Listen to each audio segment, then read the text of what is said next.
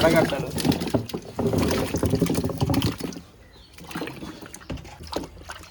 ఎలాంటి గడ్డకైనా కానీ బాగా వస్తుంది.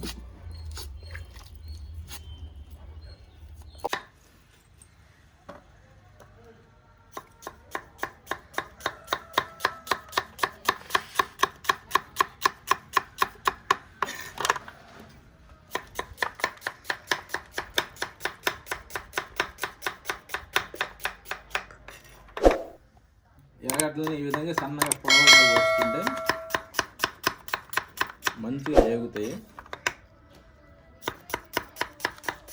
ఎర్రగడ్డ కూడా నీట్గా ఉంటుంది, చాలా రుచిగా కూడా ఉంటుంది.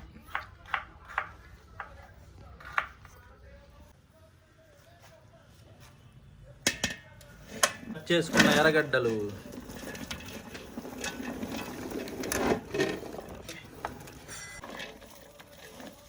వేసినాక ఈ మధ్య ఈ విధంగా గడ్డలు గడ్డలు లేకుండా పల్చగా విడ తీసుకోవాలి.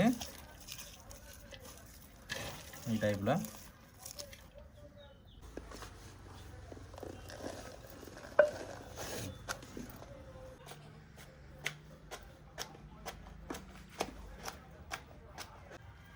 రాళ్ళ ఉప్పు వేసుకుంటే ఏంటంటే మిరపకాయలు తొందరగా మెదగటానికి ఆస్కారం ఉంటుంది.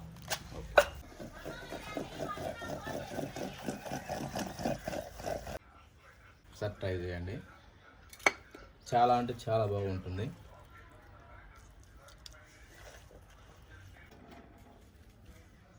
అల్లం వెల్లుల్లి రెండు కలిపి పేస్ట్ చేసుకుంటే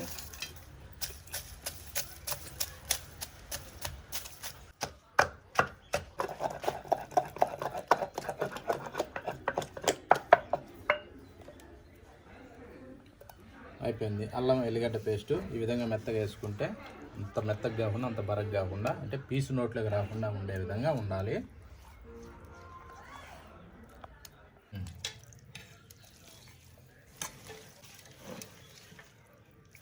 అల్లం పేస్టు ఫస్ట్ వేసింది పండు మిరపకాయల కారం. ఇప్పుడు అల్లం పిండి వేసుకున్నాం. ఇప్పుడు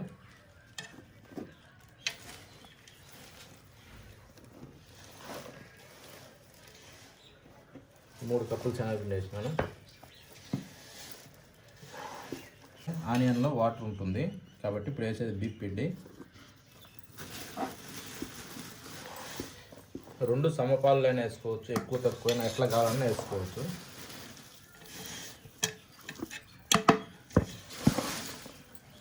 ఇది ఎందుకంటే బీప్ పిండి వేసేది, బీప్ పిండి వేస్తే కరకరలు ఆడతాయి. అది కొద్దిగా వాము మంచి టేస్ట్ని ఇస్తుంది, స్మెల్ సూపర్గా వస్తుంది. ఇప్పుడు జీలకర్ర అరుగుదలకి అన్నిటికి కూడా బాగా పనిచేస్తుంది, అందుకనే వాటిలోకి అవసరమైన మాత్రం. ఇప్పుడు కొద్దిగా సాల్ట్ వేసుకున్నాము తగినంత.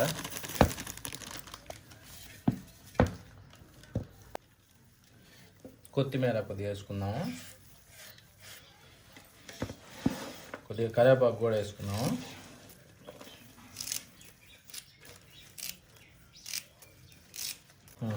వాటర్ పోసేసుకున్నాం ఇప్పుడు లైట్గా, ఎక్కువ వద్దు నీళ్ళు, కొద్దిగా.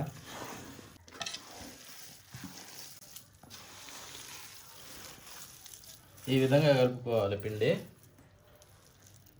ఏమంటే పకోడాకి ఇట్లా ఉండాలా, అంత పిండి ఎక్కువ లేకుండా తక్కువ లేకుండా, వాటర్ ఎక్కువ లేకుండా తక్కువ లేకుండా ఉండాలి.